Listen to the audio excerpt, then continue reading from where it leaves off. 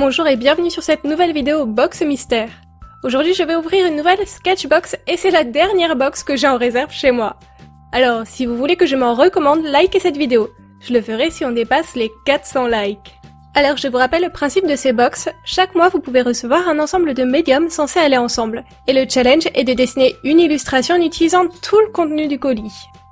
On commence avec le print de l'artiste du mois et la liste des médiums. Mais je vais passer assez vite là-dessus parce que je ne veux pas trop me spoiler. Alors, premier élément, un bloc de papier aquarelle format A6 de la marque Ecoline. Il est censé être spécial aquarelle liquide, donc je suppose qu'il est super absorbant. On verra ça tout à l'heure. Ensuite, on a un petit pot d'encre bleue de la marque Spectrum Noir. C'est une encre à base d'eau, donc basiquement on peut dire que c'est de l'aquarelle liquide. Ensuite, on a le petit sticker du mois, si jamais vous êtes collectionneur. Moi, je les perds tous en 30 secondes chrono. On continue avec un marqueur vide de la marque Caran-d'Ache. Donc je suppose qu'il faut le remplir avec l'encre Spectrum Noir. D'ailleurs, j'ai d'abord cru que c'était un brush pen, mais la mine est bien celle d'un feutre. Du coup, c'est assez intéressant, j'ai hâte de tester.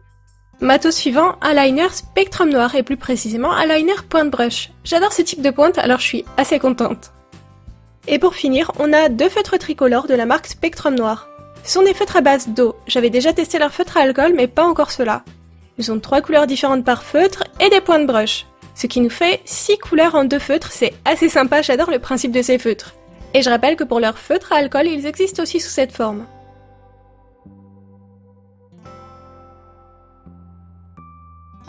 Alors, avant de commencer notre swatch, on va commencer par remplir le marqueur vide. Il fonctionne avec le même principe qu'une seringue, donc ça a l'air assez simple. Par contre, c'est un peu salissant, donc pensez bien à garder un mouchoir à proximité. Ensuite, il suffit de presser un peu le réservoir pour que la mine se colore et le marqueur est prêt à l'emploi. Je veux m'acheter plein de marqueurs vite maintenant. Ça doit vraiment être trop cool de pouvoir faire nos propres couleurs de feutre. Bon, c'est parti pour le swatch. Il est temps de voir avec quelle couleur je vais devoir travailler aujourd'hui. Et je vais aussi en profiter pour vérifier que tout est bien aquarellable. L'encre Spectrum Noir est très douce et peu pigmentée, mais j'aime bien la couleur, elle me plaît. Pour les feutres tricolores, on a quand même pas mal de vert. Le premier feutre a 3 nuances différentes de vert. C'est assez cohérent. Par contre, le deuxième a un rouge, un jaune et un rose. Je trouve que cet assortiment est un peu moins harmonieux. Mais bon, au moins ça va me laisser du choix pour mon illustration du jour. La petite surprise, c'est le liner. La pointe brush est très maniable, pas de soucis là-dessus, mais l'encre est marron. Je m'attendais à du noir, mais pourquoi pas, j'aime bien les liners colorés. Et par acquis de conscience, je finis par tester un petit dégradé au feutre avec de la Bordeaux. Je savais que ça allait marcher, mais je l'ai fait pour la démonstration. Il est temps de passer au croquis de l'illustration. Et vous avez de la chance, parce que je dirais même qu'il est temps de passer au croquis des 3 illustrations du jour. Pour l'idée, je suis partie sur le mermaid. Pour ceux qui ne connaissent pas, c'est un challenge artistique qui revient tous les ans. En mai, on dessine des sirènes. Et au lieu de dessiner des sirènes classiques, j'ai décidé de dessiner des sirènes animaux dans un style cartoony. On a donc un chat sirène, un cerf hippocampe et un chien pieuvre. Avec l'encre bleue et les 3 verts différents, j'ai tout de suite eu envie de dessiner quelque chose d'aquatique. Alors le mermaid, c'était vraiment l'occasion. Une fois mes croquis terminés, je les ai imprimés et je les ai transférés sur le papier Ecoline grâce à ma table lumineuse. C'est toujours un peu compliqué à filmer parce que forcément je ne peux pas éclairer mon bureau. D'ailleurs, je profite de ce moment pour préciser qu'il y a une chose qui m'a vraiment plu dans cette box. Pour une fois, on n'a pas eu le matos de base, c'est-à-dire pas de crayon de papier, de gomme, de taille-crayon ou de pinceau. Enfin, tout le budget a pu être utilisé dans des choses utiles. Je ne dis pas qu'un crayon ce n'est pas utile, mais pas besoin de recevoir un par mois, je pense qu'on est tous d'accord là-dessus. Du coup, une fois mes croquis transférés sur papier, j'ai commencé par réaliser l'ancrage. Le liner Spectrum Noir est résistant à l'eau, du coup on peut se permettre de commencer par cette étape. Je n'ai ancré que les sirènes. Je vais essayer de ne pas ancrer les algues pour qu'elles gardent un aspect doux et mieux intégré au fond aquatique. D'ailleurs, pour me permettre de les garder sans liner, je les ai protégées avec du liquide de masquage. Oui, ok, il n'y a pas de liquide de masquage dans cette box. Mais il n'y a pas d'impact sur le résultat final. Ce n'est pas comme si j'allais me rajouter 50 feutres. Donc pour moi, ça passe. D'ailleurs, on me demande souvent comment je vois où j'en suis alors que j'utilise du liquide de masquage blanc. Vous voyez qu'en fait, en séchant, il n'est pas vraiment blanc, il est même légèrement jaune, et il brille, donc on ne peut pas vraiment le louper. Jusque là, j'étais vraiment super contente de cette box, et avec la mise en couleur du fond, est arrivée ma première déconvenue. En fait, le papier absorbe tellement qu'il a un petit côté buvard. si je colorie trop près de mon line art, l'encre va se diffuser bien au-delà du line. Du coup forcément j'ai refait l'erreur plusieurs fois et j'ai eu du mal à doser. Trop près du line ça bave, trop loin ça laisse une bordure blanche. On va dire que je vais corriger ça avec un deuxième ancrage à la fin de ma mise en couleur.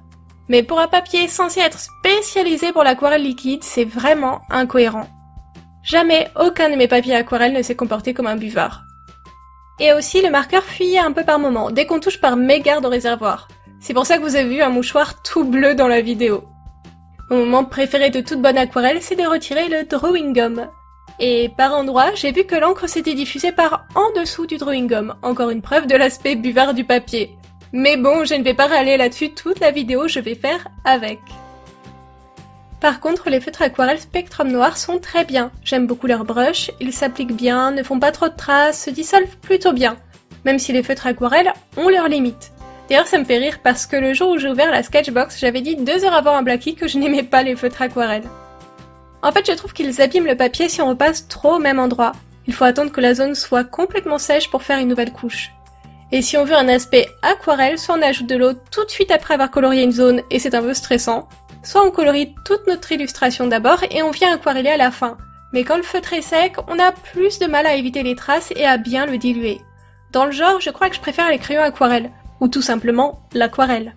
Mais ça reste quand même des feutres sympas à utiliser, je ne passe pas non plus un mauvais moment quand j'en ai entre les mains. Mais disons qu'on n'est pas sûr à 100% de ce qu'on va obtenir à la fin. Pour la mise en couleur de mon chat, j'ai sorti une palette pour diluer un peu de l'encre de mon feutre avec de l'eau.